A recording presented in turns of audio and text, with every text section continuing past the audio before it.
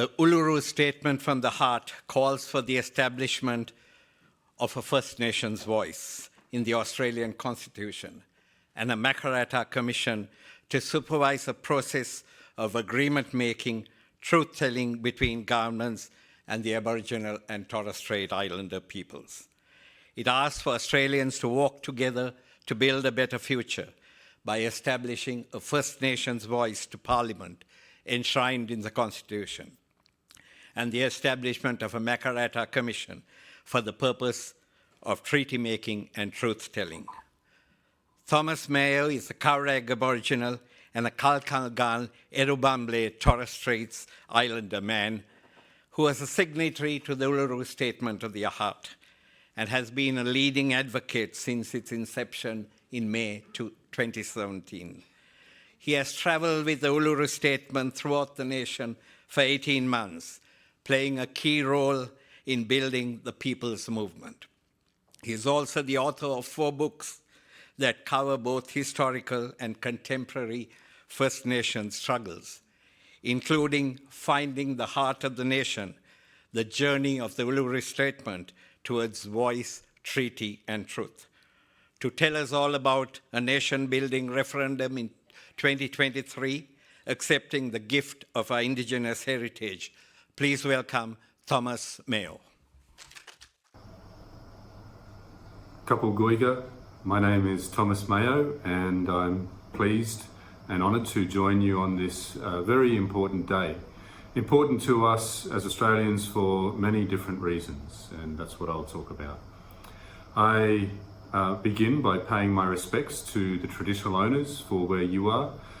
Myself, I am on Noongar country in the WA Parliament, talking to politicians about a very important campaign, which is for a referendum to enshrine a First Nations voice in the Constitution as the form of recognition that Indigenous people have asked for in the Uluru Statement from the Heart. This day is a day that is very much about our diversity. We have different views about whether this is a celebration or a mourning or a day to reflect. We, Indigenous people, see today as a day that we reflect on our survival, that we mourn the loss of many of our ancestors to violent colonialism, and also call this day a day that marks the day of invasion. I think that this diversity of opinions is something that is normal in a democracy. Our diversity as Australians, our strong multiculturalism, our many different aspirations and views about things strengthens our democracy. And we have a successful democracy, and I think it is a democracy that we can celebrate, in that we have a very peaceful country and we don't have a history of civil wars. That would be, though, to ignore the frontier wars. And the frontier wars are the truth of what happened, that Aboriginal and Torres Strait Islander people did try and defend our lands and our families and our communities and our culture. And we did do that as any group of human beings would. This sad reality is something that we need to grasp with as Australian people. And I think that the Uluru Statement from the Heart gives us the pathway, the idea, the strategy to do this. And it's very simple. It's about Makarrata. And the Uluru Statement calls for a Makarrata Commission to supervise a process of agreement making between governments and First Nations and truth-telling about our history. Makarrata is a Yolngu word, and it means it is the word used to describe a dispute resolution process. Now I ask you to reflect on this, that Indigenous peoples were masters of dispute resolution, and the Makarrata process is something that we could really learn from and utilise as it has been kindly offered in the Uluru Statement. Our people, as you know, are many different cultures on this great continent, and we have hundreds of unique First Nations languages. This is one of the ways that we understand, as experts say, that we were a comparatively peaceful culture with advanced civilization that understood how to resolve disputes in as peaceful as possible a way. How else could these languages have evolved in this one continent in such a unique way? There must have been peace, there must have been an understanding of what country we belong to and what country we cared for. To do the Makarrata process, we must first establish a representative body, a voice with which Indigenous peoples can choose representation and with which the Parliament must listen to. This is a very important aspect to reconciliation. It's very simply the way that humans do things as large groups is form representative bodies. We have established voices many times in the past as Indigenous people, and every time that we have, in a way that can keep decision makers accountable and challenge the decisions that they make, which is healthy in a democracy, our voices have been silenced. For the 1920s, the Australian Aboriginal Progressive Association, established by Aboriginal leaders, they say it's the first all-Aboriginal political organisation, established in 1924, disappeared from the public eye by 1928. The powers that be, the protection board that could steal our children, could exile us from country, could force us to work without pay, could dispossess the meagre belongings that we had by then. They used those powers to silence that voice. The Aboriginal Advancement League, FCATSI, and the Aboriginal and Torres Strait Islander Commission, just to name several more.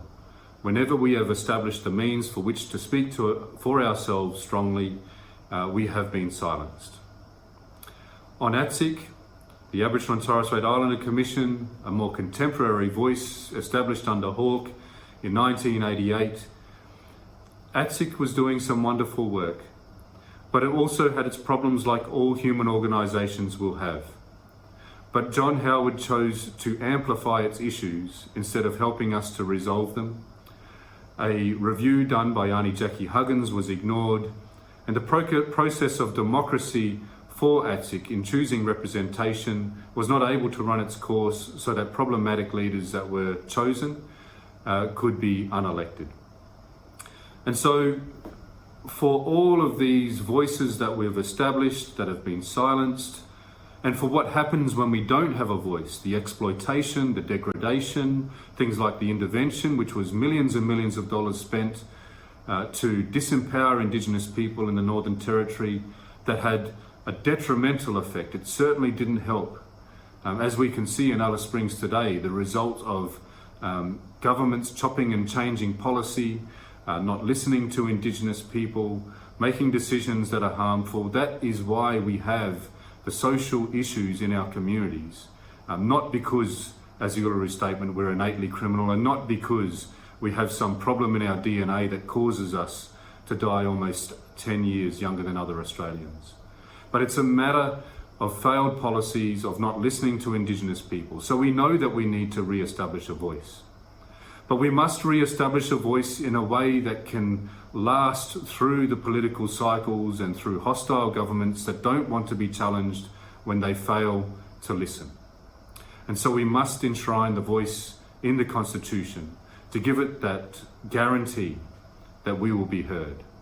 Now, this is also about constitutional recognition. The Australian identity that we should be celebrating is not yet recognised in our Constitution. And I'm sure our children will tell us, who have an innate understanding of what makes us unique as Australians, this wonderful Indigenous culture that has been around through ice ages for over 60,000 years. We should recognise that in our Constitution. It completes us as a nation. It gives us something to be proud of, in addition to all the other things that we have achieved, but in an inclusive and unifying way. I will recite the Uluru Statement, and then I'll ask you to join us in this campaign. And I hope you feel what we felt in the room in 2017 when we first put these words together as an invitation to you. We gathered at the 2017 National Constitutional Convention, coming from all points of the southern sky, make this statement from the heart. Our Aboriginal and Torres Strait Islander tribes were the first sovereign nations of the Australian continent and its adjacent islands, and possessed it under our own laws and customs. This our ancestors did according to the reckoning of our culture from the creation, according to the common law from time immemorial, and according to science more than 60,000 years ago. This sovereignty is a spiritual notion, the ancestral tie between the land or Mother Nature and the Aboriginal and Torres Strait Islander peoples who were born therefrom, remain attached thereto, and must one day return thither to be united with our ancestors. This link is the basis of the ownership of the soil, or better, of sovereignty. It has never been ceded or extinguished, and it coexists with the sovereignty of the Crown. How could it be otherwise, that a peoples possess the land for 60 millennia and this sacred link disappears from world history in merely the last 200 years?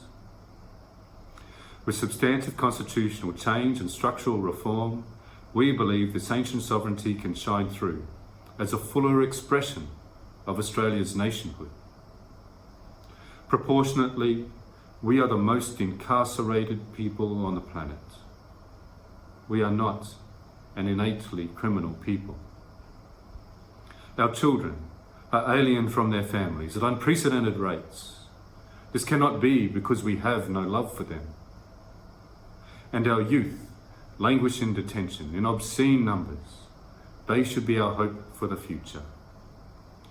These dimensions of our crisis tell plainly the structural nature of our problem.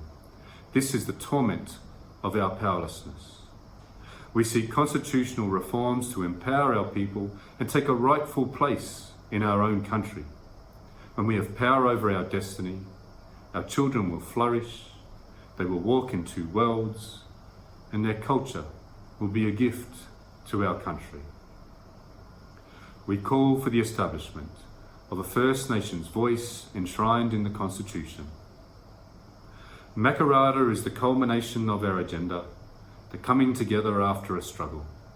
It captures our aspirations for a fair and truthful relationship with the people of Australia and a better future for our children based on justice and self-determination. We seek a Makarrata Commission to supervise a process of agreement making between governments and First Nations and truth-telling about our history. In 1967, we were counted. In 2017, we seek to be heard. We leave base camp and start our trek across this vast country. We invite you to walk with us in a movement of the Australian people for a better future. So those are the powerful, eloquent and meaningful words of the Uluru Statement from the Heart, and they're an invitation to all Australians to walk with us in a unifying moment that gives us a voice and then a Makarrata process that takes us to reconciliation. We are going to a referendum later this year. The Albanese government is committed to it. I've been campaigning for it with many other Indigenous people for almost 6 years now. This moment will happen. And I want you to understand that we must work hard to convince Australians to vote yes. Most Australians will, but our great enemy in this is confusion. So I'll leave you with this. This referendum is simply about constitutionally recognising Indigenous people by granting us the fairness of a voice to speak to the Parliament about the decisions they make about us. It is nothing more and nothing less. The details of how the voice is elected, how people are on the roll, those sorts of details are decided by Parliament after the referendum. So don't be confused by that. The no case is trying to confuse people. Vote yes. Help us in this campaign, get behind it. You'll have the opportunity in the next few months to get your organisation and as individuals to help us. Please do everything you can to help this referendum be a success and for Australia, all Australians, to truly celebrate as what constitutes us, our Indigenous culture, over 60,000 years something that's unique in the world, and we can be proud of that. Thank you.